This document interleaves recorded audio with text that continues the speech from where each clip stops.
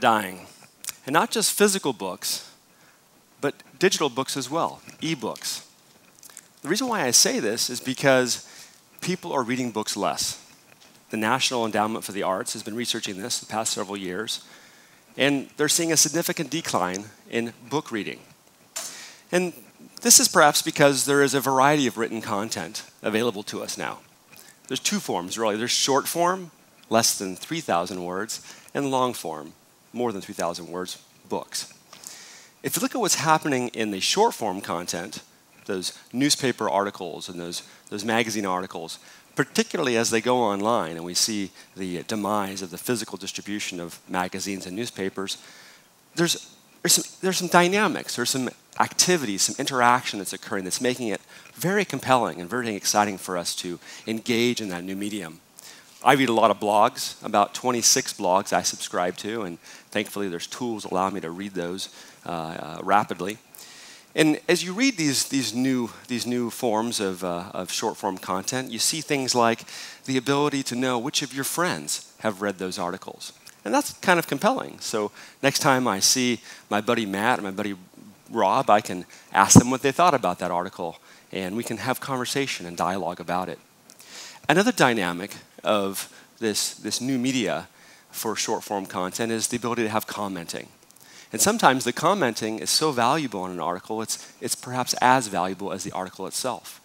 And sometimes even the author of the article will participate in the dialogue, and he'll get in there and have conversation with the readers. And that really changes the whole form of that content. Certain sites have really taken this to the next level.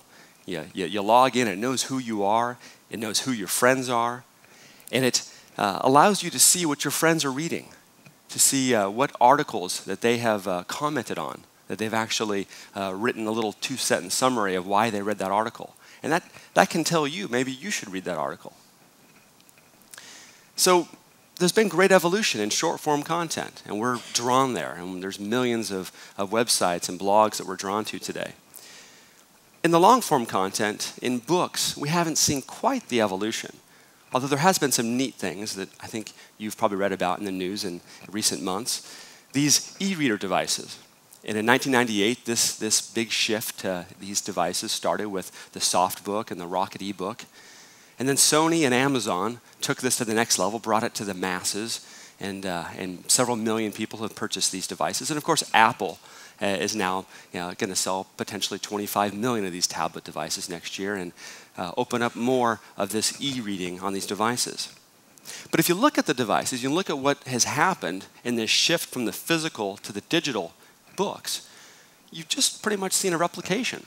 You've just seen kind of the same thing transferred to a digital format. And that's cool, right? You can take a bunch of books with you on a small device, but it's really the same thing. Really hasn't been much change there. So us technologists from Silicon Valley thought we'd investigate the publishing industry, and we were very fortunate to form a relationship with Ingram, this $1.5 billion giant publishing service provider that sits between the publishers and authors and the manufacturers of these devices and the bookstores. And they've educated us on why people read and how books make their way to market. And on the side of fiction books, I learned that people read a book, a piece of fiction, because they get to participate in an adventure. They get to see the world through somebody else's eyes. And that's a really exciting thing to share and experience. Kind of like when you go to the movies, right? You're on an adventure. You're experiencing something. Let me ask you, when you go to the movies or to even a sporting event or many other forms of entertainment, do you go by yourself? Well, you can, but I think generally we like to experience these things with a friend or a family member.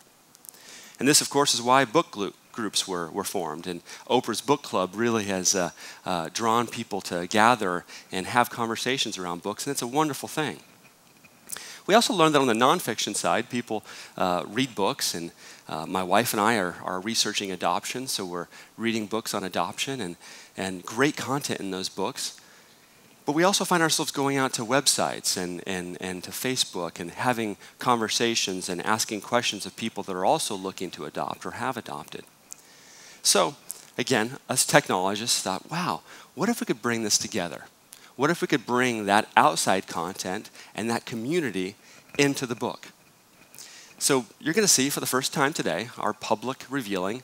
We've been meeting with publishers all week here in New York, and we've been meeting with manufacturers of devices to share this technology. I'm happy to show it to you now. So it looks like any other e-reader. So you have a bookshelf. The big difference here is you get to bring your friends in. You get to bring in your friends from Facebook or Twitter or other social networks, and you get to see what books they've purchased and what books they're reading. And you can see the actual activity they have in these books. You can see all the books they've bought from different stores, whether they bought it from store A or store B. You see it all on one bookshelf, and that's really nice to see what your friends are reading, and can maybe help you decide what books you want to buy and read next. And of course, you can follow your friends and what they're reading. They can follow you. And the idea is to create community right on the page, so you can see your friends' notes and comments right on the page in different colors. And this is a new dynamic that we're very excited to share. You, of course, can make your own notes, and your friends can comment on your notes and create that dialogue. We, of course, hope that the authors of these books will also participate, and they'll join the conversation and really reshape what is a book. Can a book be more dynamic and more a part of community? And that means, of course, sharing the book and sharing excerpts of the book with your friends outside of the book on your social networks and other places where you could share. So we're talking about creating something interactive and dynamic around a book that really makes it more engaging. One of the things, of course, we've heard through the feedback from publishers and manufacturers is that you got to have privacy controls. Some people may not want everybody to see all the books that are on their bookshelf, or maybe they want to choose who they engage with on a particular book, so we allow that on a title-by-title basis. The goal, of course, is to find ways to get us to read more, to share what we're reading and become part of something together by interacting and creating this community and collaboration and a whole new experience of reading books. And if we do this well and we create this new reading experience, we can bring books from over the ages to the next generation and make it exciting and enjoyable for them to enjoy books and keep books alive. Thank you.